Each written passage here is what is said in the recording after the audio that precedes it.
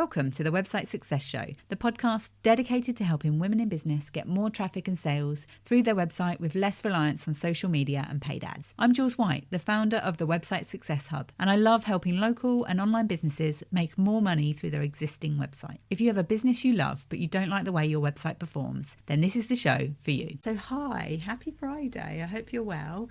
I can't believe tomorrow is a year since I started the podcast. I released the first episode.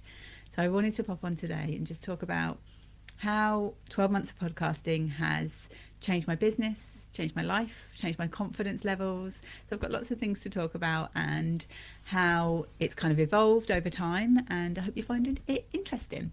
So I talked in episode 27, 3 months after I started the podcast, about the journey and what I'd learned from podcasting for 3 months. I did the same at 6 months, which is episode 55. And then I didn't do one at 9 months. I'm not quite sure why. I think because the time just goes so quickly that actually it's gone by in a what's the word? A flash, the blink of an eye, and it's gone past. So I can't believe we're already at 12 months. Tomorrow will be the anniversary, so it's the podcast birthday, and yeah, I'm really excited about it. I'm really excited to just talk about how things have evolved and the difference it's made in my business and my life. And I've had some amazing things happening this week as well, which I'll talk about, that's been very poignant, that has come up at this point, really. So first of all, I wanted to start off talking about how the podcast started. So it was a bit of an accidental podcast, actually. 2 years ago, I started this Facebook group and I was going live. Every Friday morning, I was going live in the group. And it was one of the things that I was doing consistently. There were plenty of things at that time that I didn't feel like I was doing consistently. Like I wasn't sending out emails every week. I wasn't being consistent. I mean, I'm never that consistent with social media anyway, that's fine. I'm all right with that.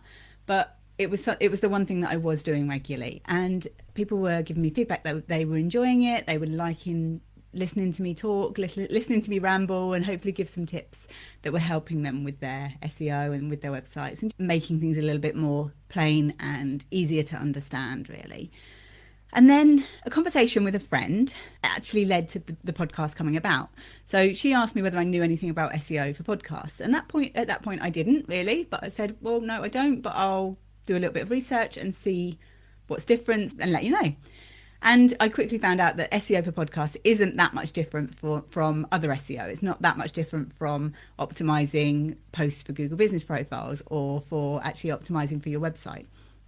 It's all about using the language that people are searching for when they're looking either for podcasts or looking for content in general. And one of the big things I found was that podcasts are great for not only showing up in podcast player apps, but also for helping your website to show up in Google as well. So I delivered a training for her program, and it just got my mind thinking of maybe I could start a podcast. Maybe I could turn some of this content that I've already created and that I'm already creating, maybe I could turn it into a podcast. So I did a little bit of investigating on what platform to use, and I wanted to have about 10 episodes before I released the first one. I wanted to feel like people had something to go in and they could listen to a few episodes. I felt like that would keep me going, I think, really. So I decided that I was going to have it really casual and really low key and not perfect, which for me, I'm definitely a perfectionist. And that was one of the hardest parts, is actually accepting the fact that it wasn't going to be perfect, that the mic sometimes might not sound great, that sometimes I do record it in my car. And I often find that when I sit in the car and record, I'm very much more natural. It feels a lot easier. And it's funny, actually, recording on my phone with it propped up on my steering wheel. Sometimes those are some of my best episodes that I've done, really. So I started. I think I released maybe 5, or like very quickly I got up to 10 episodes. I know by the end of my first month I had at least 10 episodes released, and I was enjoying it. I decided at that point that the podcast was going to be hosted in Buzzsprout, which I love. I absolutely love it as a platform.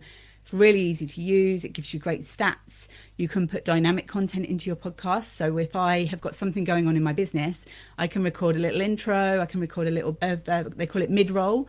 So it goes into the middle of your podcast, and I can record a new outro. And I can just slot that into all of the episodes that are out there. So if somebody comes in and they're listening to episode 3, they'll still get what's going on currently in my business. And that's massively helpful for marketing. I think it really is. And that helps me feel like I'm doing something cohesive and tangible in my business as well. If I go in and I update my intro and outro with something that I'm currently selling and something that I'm currently promoting, I feel like I'm smashing my marketing that week.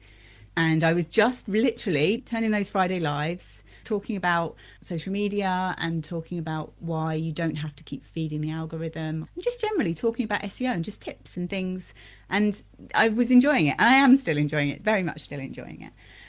But it's one of the things with podcasting is it's a slower form of marketing. And that's part of the reason I like it. So you don't get that dopamine hit of you post to social and it either gets lots of likes and engagement and comments and things, or it doesn't. And you feel like you know if that's succeeded or that's failed.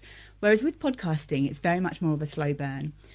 You feel like you are just talking to yourself. And that's part of the reason why I like coming live in the group and doing it. Because it makes me do it. My goal is to try and it's 10 o'clock now, but my goal is to try and get this recorded and finished before at least 10:30 on a Friday morning. And it then keeps me going. That's part of my process. And I am much better doing that than batch recording. I would love to batch record, but I'm just better when I just come and do it live and just talk. I always feel like I ramble. I'm going to come on to that in a minute about the voice in my head that tells me I'm rambling. And so I wanted it to be natural. I wanted it to be really just me, and not. What I didn't want was for it to be a lot more pressure and a lot more mental load in my business and a lot more time load as well. I already feel like I never get to the end of my to-do list, and I didn't want the podcast then to become something else that was on my to-do list. And it definitely does take time.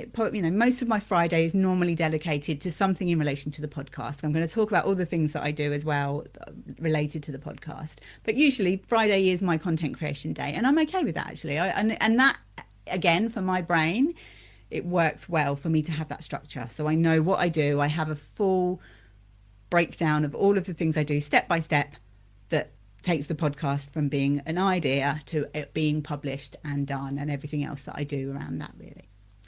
So when I first started, I'd released some episodes. I didn't think anybody was listening. I thought it was just me, my friend Claire, and that was it really. I thought that, I listened to my own episodes. I say obviously, maybe some people don't do that. I'm going to talk about why I do that as well. My local networking groups have been massively supportive with the podcast. They've really got behind the mission of it, and they have put up with me rambling on about it and going on about how many downloads I was getting that month. And I'm just so grateful. They've been so supportive with it, as everybody has been as well. Everybody that I meet and talk to about the podcast has been so supportive, and all my listeners as well. I really appreciate you. But in the local group, I went along to a networking event and I was talking about I'd released a podcast. People were asking me, how can I listen to it? And they were looking on Apple and Spotify and it wasn't there. And this is one of the mistakes I made, first of all, is I actually forgot to go into the back end. I must have put it on Pocket Cast because I was able to listen to it. But I think I'd just forgotten to go in and set up my Apple account and set up the Spotify account and all of those sort of things. It might have been me just maybe. Just popping in to interrupt myself for a moment. If you're wishing your website brought in more traffic, more sales, and just felt easier to manage without the tech headaches, come and join me in the Website Growth Club. Doors are open right now for founding members. You'll get access to bite-sized training, private group Q&As, co-working calls, and a friendly, growing community, plus the best price it'll ever be. You can get all the details at the websitesuccesshub.com/grow, or just send me a message. You can text the show or send me a DM. I'd love to welcome you in. Okay, back to today's episode.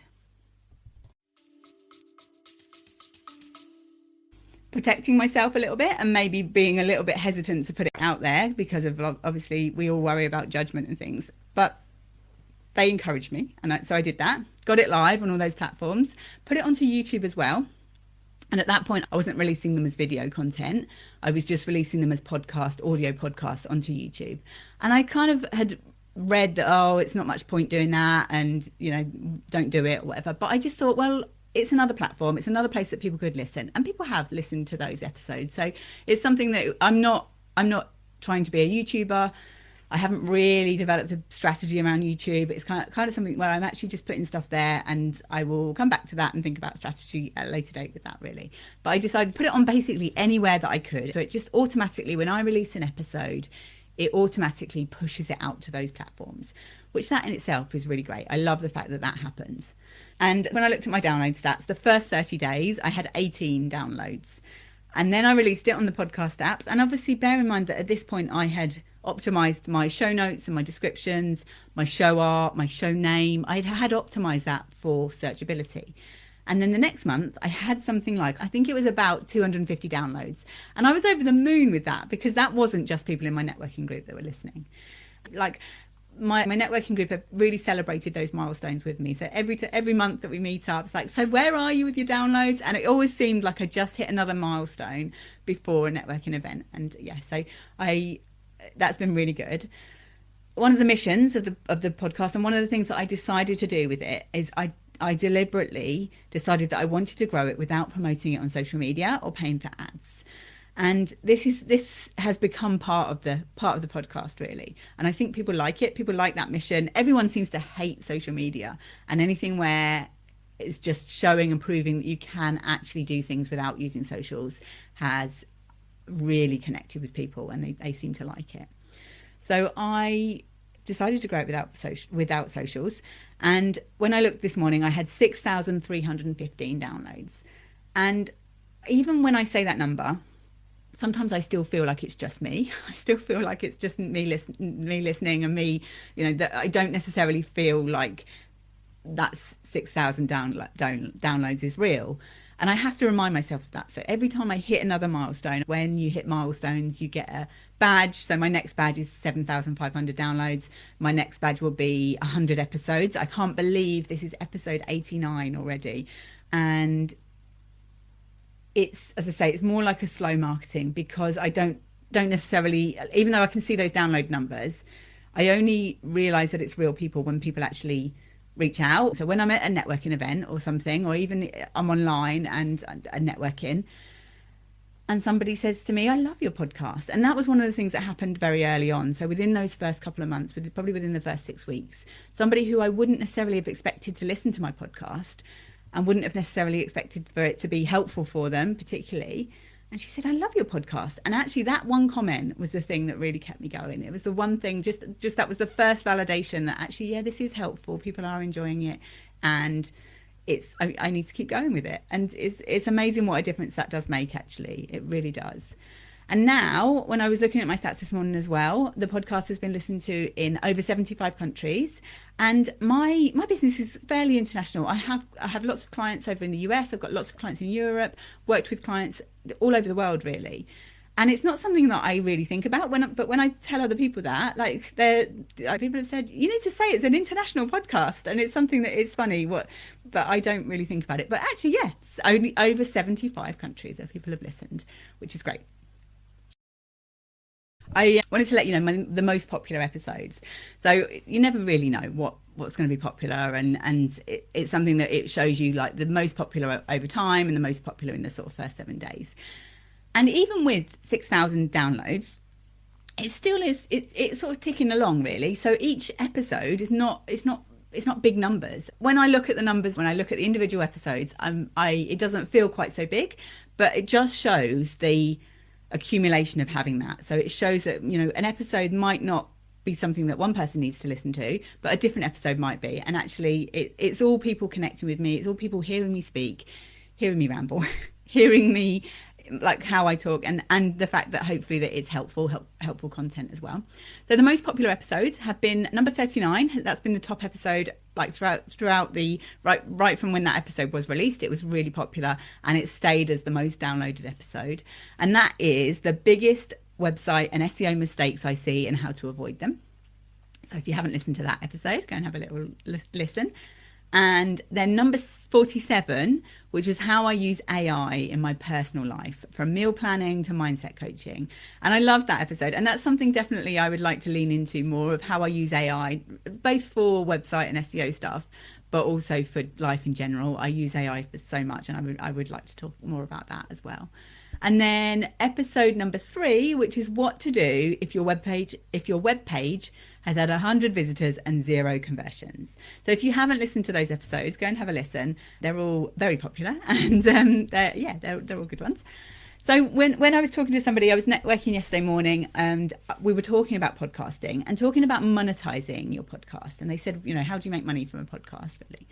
And I think for me, and for if you are a service provider, or if you're selling online courses or those kind of things, selling coaching, or trying to increase your clients, your customer, the customers that are coming into your business, then monetizing your podcast might come more from actually promoting your own services. And certainly for me, it's bringing in new clients. And that's one of the things that I'm really pleased about, is I'm getting discovery calls. People are actually listening to the podcast, booking on discovery calls, buying my online courses. And even yesterday, I had somebody who I can see through FEA Create, I can see the sort of path of somebody actually coming through and buying with me. And they discovered me on Spotify. And then they went through to my website and they booked a power hour straight away. And that's somebody who is in another country as well. And that was amazing. It's so lovely. I always do a little celebration dance and those kind of things happen, really. But that was that's the goal with the podcast, is for it to bring new people into my world, whether they come in and sign up for my email list or they come in and buy from me. That's the goal. It's marketing. Ultimately, it's helping to raise my authority, helping for me to connect with people and to bring new people and existing people into my world and back into my world, really. One of the big benefits is when people do book a discovery call with me, then they feel like they already know me. Like, I had somebody recently, we came on the discovery call and she said, I feel like I know you because you've been in my ear for the last 2 weeks. And I definitely feel like that. I listen to so many podcasts. And I've had a few where I've listened to the first episode and it's been like, oh my God, this is so polished. This is so professional. They sound like they're amazing. And it's not like that goes away, but it feels like once I've been listening to them for a while, it feels like they're listening to a friend. And I feel like it would be a lot less intimidating to go and then talk to that person because you feel like you know them. And it's not necessarily that you do, but I feel like certainly if it's not a very scripted podcast, then it is that true person, hopefully. Like, this is definitely me. If people listen to my podcast and they don't like the fact that I'm a little bit rambly, then they're probably not going to like working with me, realistically. And that I forget my words quite a lot of the time as well. So that's been really great. And that's one way to monetize your podcast. If you get past a certain amount of downloads a month, I think with Buzzsprout it's 1,000 downloads a month, then you can start looking at adding ads into your podcast and actually getting sponsored that way. I'm not sure about that. I'm not there yet. I tend to get about 750 downloads a month, roughly, which is great. I have to remind myself of that fact that when I first started, if I had said to myself, okay, in a year's time, you're going to have had 6,000 plus downloads, about 750 downloads a month, then I would be over the moon with that. And I have to just keep reminding myself of that. But it's something that there's different ways to monetize your podcast with that, really. And you can do sponsorship. It doesn't have to be direct ads in your podcast. You can do, sponsors for each episode, those kind of things. So there are, as I say, lots of different ways of actually making money from a podcast. But for me, as a consultant, as somebody who has things that I can sell, that's the sort of part of the reason that I do it as well, really. And the things that have helped me is, as I say, being okay with it not being perfect from the start. And one of the big things with that is also people have said to me that seeing me sort of do it messy and, just getting out there and doing it has also inspired them that they could do it as well. And that is a massive thing for me. I think if it helps anybody else feel like they're not comparing their day one to somebody who's polished and has got a team behind them, has got a full production studio, they feel like they can just get out there and just share their amazing mission with the world and share their knowledge and help people, then that is, if nothing else from the podcast, then that's amazing, really. I use ChatGPT to help me massively, and Google Gemini as well with my podcast production process. I have a Google Doc and it's literally got step-by-step in there. It's got all my, like, how to create some notes, how to take that. Like, I literally don't have to think. I mean, I've actually taken the podcast, downloading it from Facebook or from my phone, uploading it into Descript. That's the platform I use to edit the podcast. I did get a little bit too caught up in editing, and I have to remind myself that it doesn't have to be polished, and it doesn't, just getting the edit done is more important, and rather than it being absolutely perfect. And as I say, that's not what I want. I didn't want it to be absolutely perfect. And then it does, I then use between that and ChatGPT to create show notes, and I have very descriptive prompts that I use that I've generated over time, and I've improved them over time. In terms of when I first started, I was writing the episode descriptions myself, so I then had some prompts that I could use that were very much my voice, and this is the structure of the show notes and the descriptions and those kind of things that I need. And just through trial and error, I realized that ChatGPT is great at that kind of stuff, not very good at actually creating the transcript, but I use Google Gemini to actually then break it down into better sections, get rid of any spelling mistakes. It doesn't always do that so well, but essentially give me a transcript that's more readable, and one that I can then upload into Buzzsprout, and it's just it's a better transcript basically. So I use that. I then also use ChatGPT to help me to generate the outline of an email to send out to my email list. So I email my subscribers every single week now, at least once a week, generally, touch wood. I think I've missed a couple of weeks, but generally do that. And that's been great, actually. People tell me as well when they meet me, they tell me they're enjoying my emails and that they are helpful as well. And that's my goal, is for all of this to be helpful, really, and help people to understand that it doesn't have to be overwhelming. The tech doesn't have to be overwhelming. SEO doesn't have to be overwhelming. And just, if I can deliver one nugget that can help somebody to make some progress that week, then I feel like that it's been worthwhile for me to do that. I now have databases as well with my podcast. That's something I started right from the start, and I would definitely recommend doing that, is to start somewhere where you keep a record of all of your podcast episodes. I have it in Notion, and I also have a Google Doc as well. And right now that is a bit of a doubling up of everything, but it takes me seconds to do. And essentially what that means is within Notion, I have a content database, and that has got everything in there as well. It's got all the lessons from my, like basically the transcript from all the lessons in my membership, all of my social media post ideas, if I'm doing any social media stuff, all of the podcasts, so the transcripts of the podcasts, the descriptions, the show notes and everything in there as well, which bucket that falls into in terms of the type of content I'm talking about, where it relates to other episodes, the links to the podcast, the links to that episode if it's on my website, as a blog, the YouTube links, all of those kind of things are all there in Notion. And then I have a Google Doc that has literally a new tab for every episode, and it's got in there the show name, the description, the chapters, and the transcript. And the reason I've done it that way is because then that Google Doc I can upload into ChatGPT. And again, it's not been very good at this right now, at actually being able to go through and look through all of the episodes and tell me every episode I've talked about social media, or every episode I've talked about AI, or those kind of things. Right now, it doesn't do it very well. So it's a little bit manual. But as AI gets smarter, I know that that's going to be really helpful having that there. And it's something that I feel like that having that database there, it just means that the content doesn't then completely disappeared, and I can't then come back and reference it and understand where I can link my content together. And especially for my website, actually being able to link that content together is one of the biggest things with SEO, actually, is being able to make the most of your content and show Google that this episode, or this article, you might also then like reading this article as well. And it just all helps to raise your authority and helps Google understand why you're more of an expert in what you actually do. So that's been really helpful having that. I would definitely recommend that. If you're thinking about podcasting, then start a database as soon as you start. But the most important thing is that having that standard operating procedure. So having that, literally, this is what I do when I create my podcast, just takes away that mental load of thinking about it every week in terms of what I actually do. I also tag my traffic, and that's part of the reason that I can understand when people come through FBA Create, I can understand exactly how they've kind of ended up in my world. And I have those tags in there as well, so then I can just adjust like the episode number or the date that the email has gone out and those kind of things. So that's been good to have that in there, because then I don't have to go off and generate that somewhere else as well. I deliberately went into this with most of the episodes being me, solo episodes. And obviously from doing the lives in the Facebook group every week before that, they were all just me realistically. And I like that. I listen to podcasts where they have guests on every week and you don't necessarily get to know what the host's strengths are. And so, yeah, it's a different strategy. Some people, it's not the same for everybody, but it's been good doing it that way.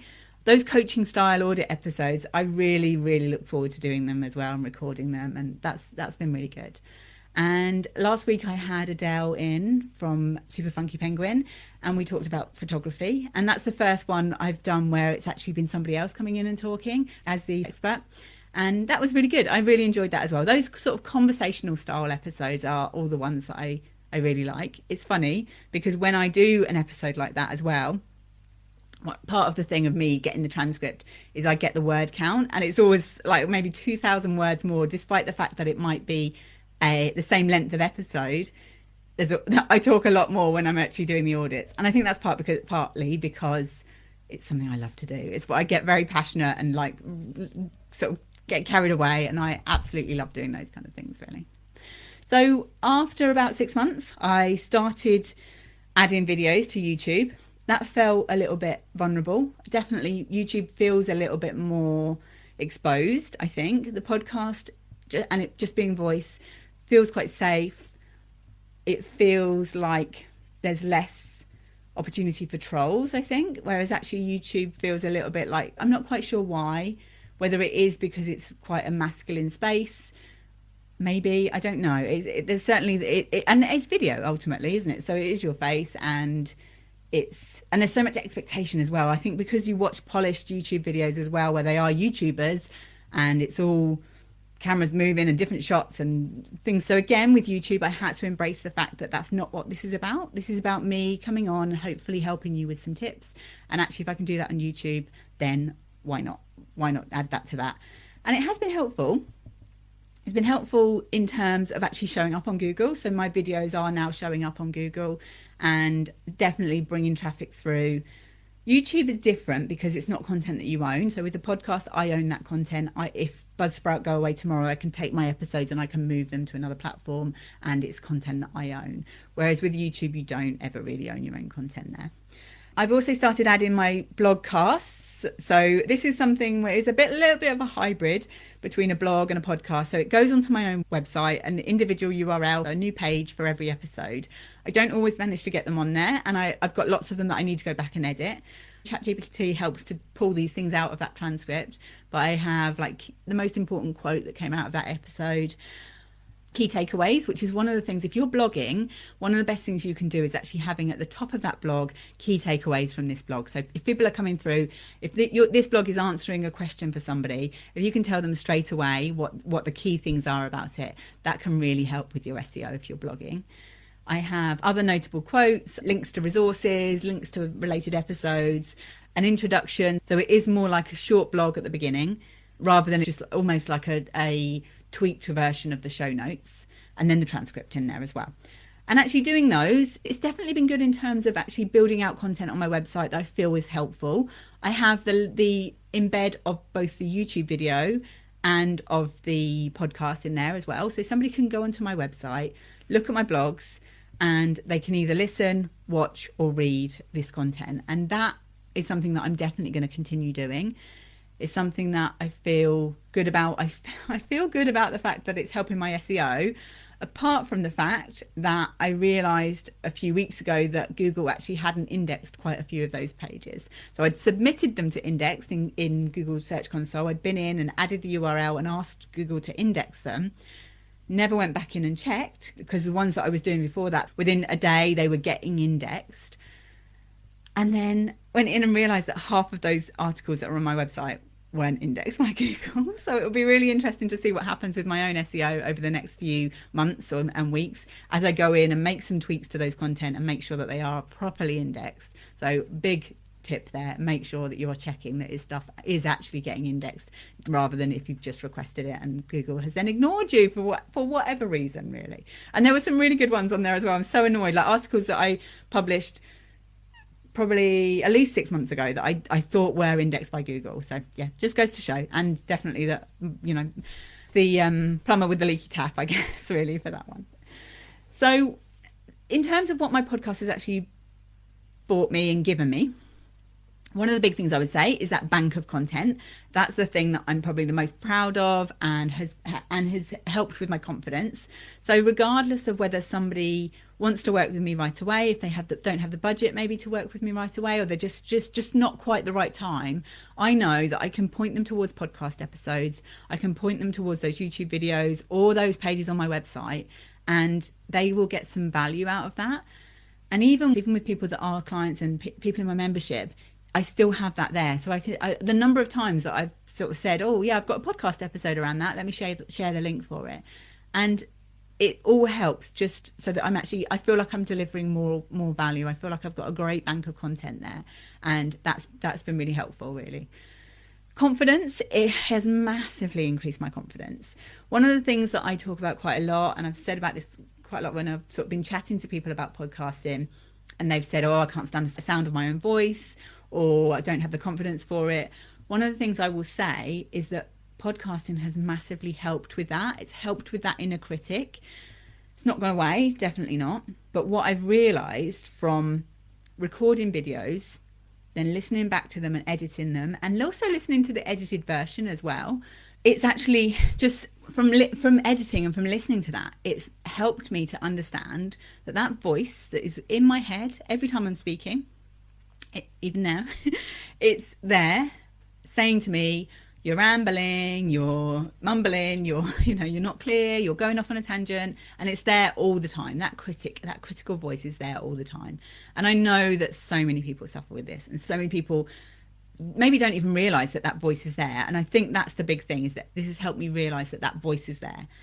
And it's there whether I'm recording a podcast, delivering training, recording training, delivering a live talk. I've done quite a few live talks over the last year and realised that it's there then as well. And sometimes even just when I'm having a conversation with somebody, if I've been talking for a while and they haven't said anything back, that's when that sort of starts to chime in, that voice there, really.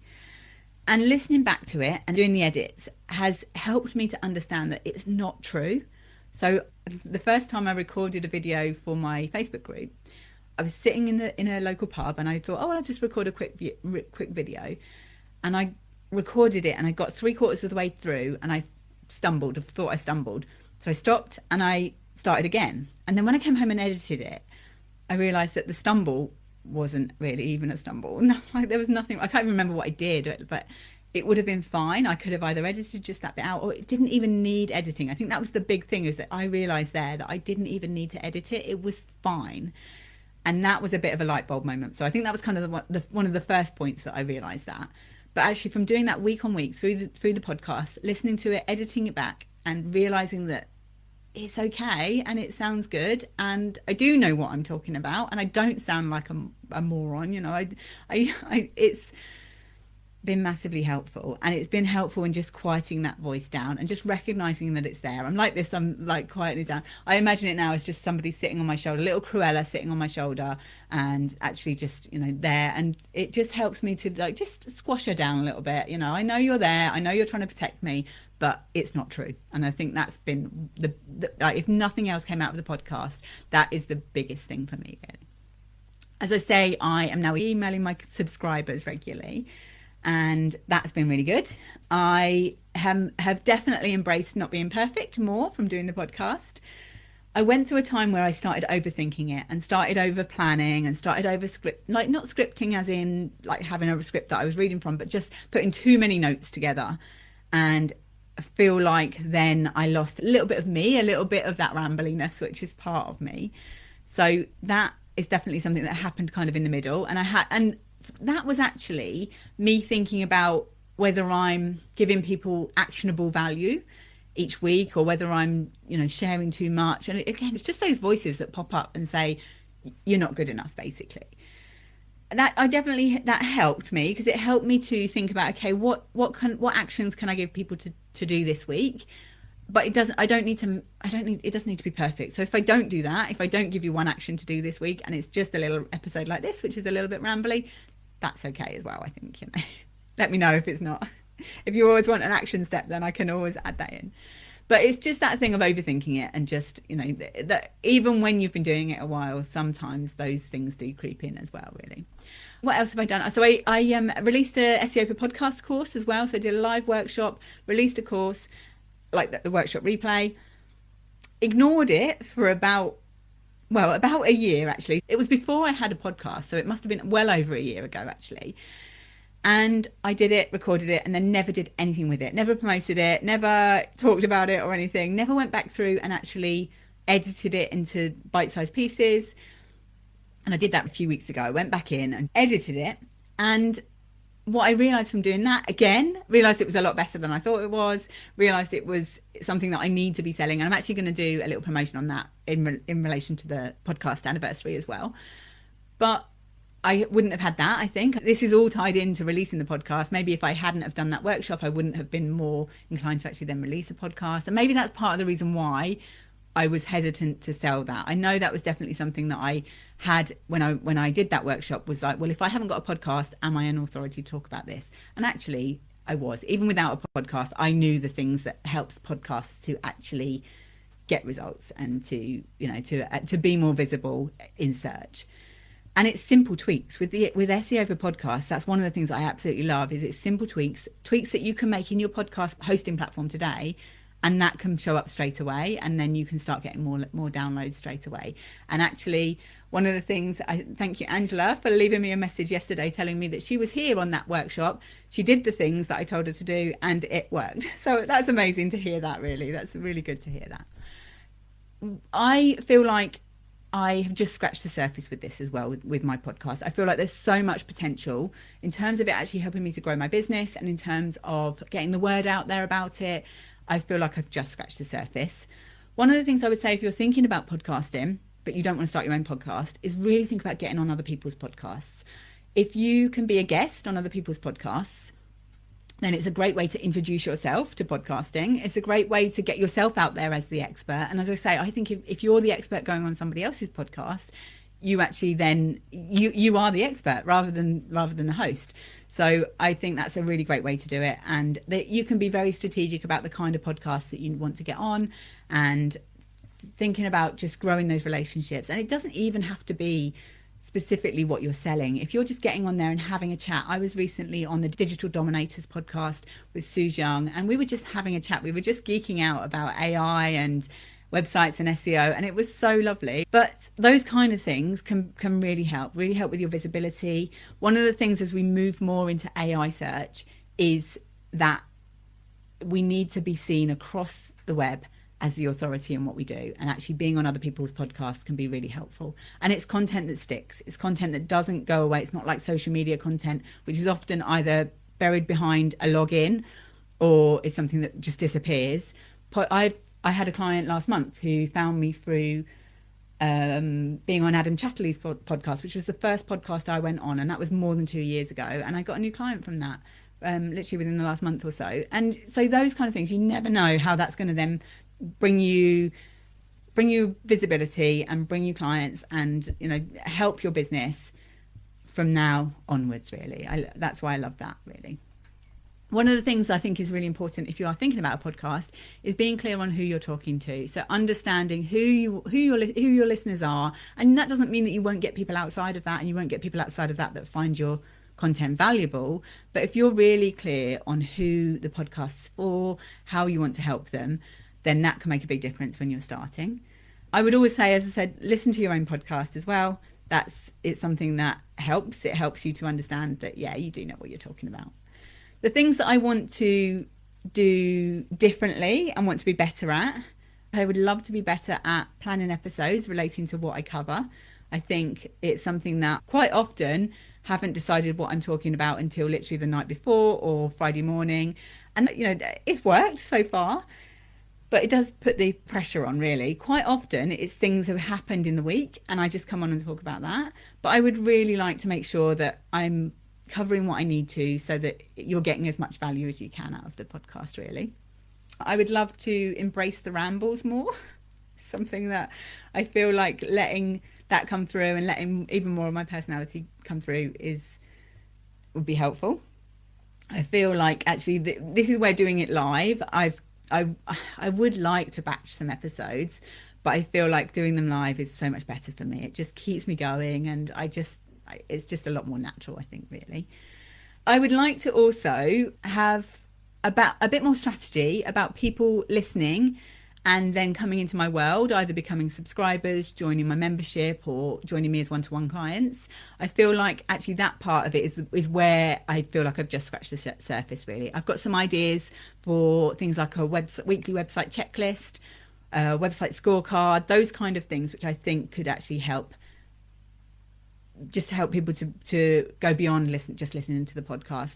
Not that matters, because if people can be listening, and you can be listening to a podcast for a long time and then decide to actually take that next step on the journey, really. If I was starting the podcast again now, what would I do differently? My big one would be to make sure I was listed everywhere in the first month, because the sooner you get yourself onto those platforms, the sooner that people can start discovering you. I would have added YouTube sooner. I think it was something that I kind of made into a bit of a big thing, and actually just adding videos in from those early episodes probably would have been good as well. I would definitely have created the blogcast episodes sooner. I would have done them better sooner as well. But it's hindsight. You just don't know. You have to try things and be okay with them just being, it's fine. It's just the transcript on there. But I would have done that sooner. And maybe with that's part of that planning. I would have actually planned a bit more of where have I got some gaps in my SEO, where have I got some gaps in my authority on my website, what episodes are the most important with that, and then making blogcast episodes around that, really. I think I would do more summits, guest posting, guest podcasting, shouting about it, talking about the successes in communities. So I don't promote the podcast on social media, but like when I've hit a milestone and some of the communities I'm in, the private communities I'm in, I will then, if it's weekly wins, it's like, yeah, I've got to 5,000 downloads with my podcast. I don't actually share the podcast there or anything, but just those kind of things, I would do more of that. And definitely the promoting it outside of social, I think it makes me more aware that I need to promote it. Whereas maybe if I was creating social posts, I wouldn't necessarily be so aware of every time I'm networking, every time I meet new people, I always try and mention my podcast. And it seems to happen naturally. I think that's the thing, is I'm not forcing it. It seems to happen naturally. But actually, yeah, that's something that I would definitely do more of that. One of the things I was thinking about is, would I promote it on social media? So if I was going back to day one, would I do it differently? Would I still keep that mission of not promoting it on socials? And 100% I can say I would not do it differently. I've loved doing this as an experiment. I've loved the fact that it's helped people to get behind the podcast, and people love the fact that I've got to this number of downloads without the social media. And yeah, I definitely wouldn't do that differently. If I wasn't an SEO consultant and I was trying to grow a podcast, I probably wouldn't recommend doing that. What I would probably recommend is that you do have it on your bios, you do have it occasional posts and those sort of things.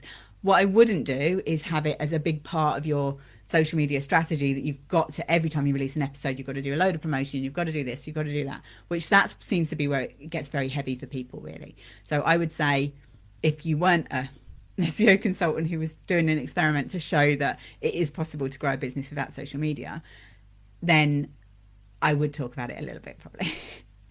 So ultimately, this podcast is all about helping people to understand how to make their website work for their business. So I would like to just make sure that I'm spending more time thinking about that and making sure that actually that is what's happening. That is how I'm helping people. But also I want it to be entertaining. I want it to be, not just about tech and about websites. I want it to be about being a woman in business, about how beauty, wellness, purpose-led businesses can embrace technology and actually not get left behind, and can help to make a difference to their themselves and their families. Everything in my business is all about that. It's all about helping women to earn more money so they've got more freedom and more choices for themselves and for their families. And that's ultimately, if the podcast is helping with that, then I'm doing what I set out to do as well, really. I love using AI, and I would love to talk more about that. I'd love to help people to use that more, both for them, their business, and for their personal life, certainly in relation to SEO and websites, but life and business in general, and just how we can embrace it, not be scared of it, and also not let that take away from us, and really embrace that human connection which with the industries I work with, that human connection is never going to go away. People will always want that, definitely. I would love to talk more about the tech platform that I use. So I use FEA Create, which is part of High Level. I would love to talk more about that. So let me know if you want to hear more about that. I thought about maybe doing a mini series around that. Maybe it would be just as a separate sort of mini series. That would be quite cool to do if people like it. I love geeking out on that kind of stuff. I had a client this week. We did a power hour, and it was literally, we were diving into her. She's using another high level white label. I can't remember what it was called, but it's essentially the same platform. And we were diving in, looking at some of the things that always trip people up with SEO with that platform, and just fixing it. And it was great. I love doing that kind of stuff. And also there's new features coming out all the time. And so, yeah, maybe what I will do is just do a mini series, see how that goes. We'll see what happens anyway. I'll see. Let me know what you think anyway. What platforms are you using? What tech are you using that you would like me to sort of discuss as well, really? So one of the big things with podcasting is we're creating content that we own. And I've got a few episodes around this and around the sort of anti-social media, or not anti-social media, but the not feeling like we have to do social media and that's the only way to grow a business. And it's the conversation that I have time and time again with people, where actually they've got this notion and this theory that they have to use social media, otherwise they can't exist, they can't have a business that's successful.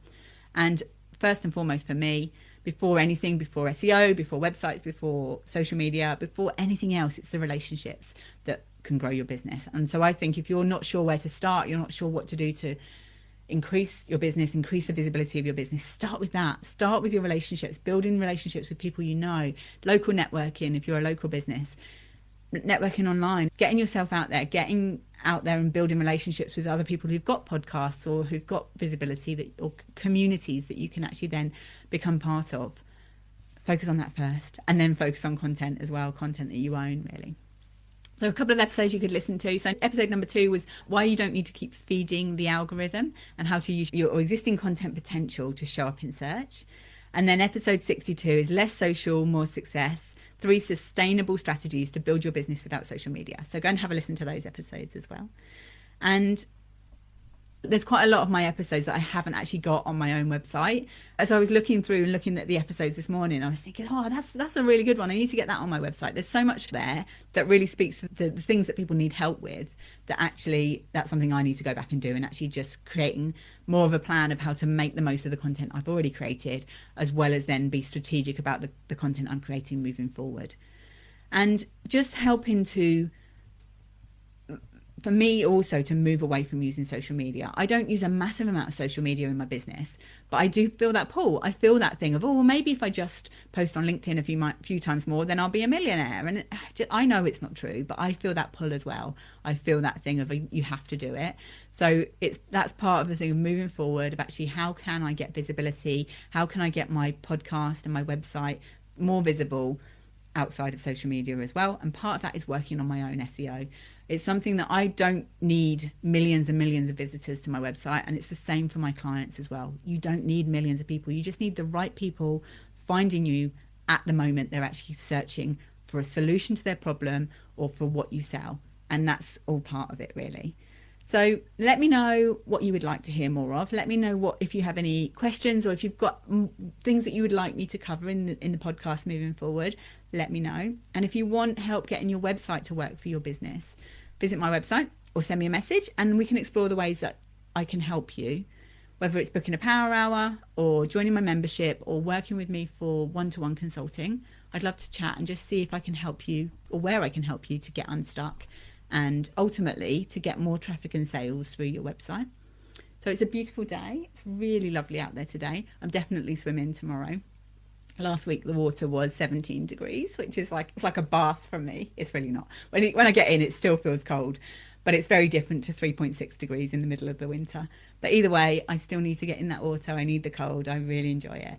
So whatever you're doing this weekend, I hope you have a great one. And thank you so much for listening today and over the last year. And I appreciate every single one of you. Thank you. Bye.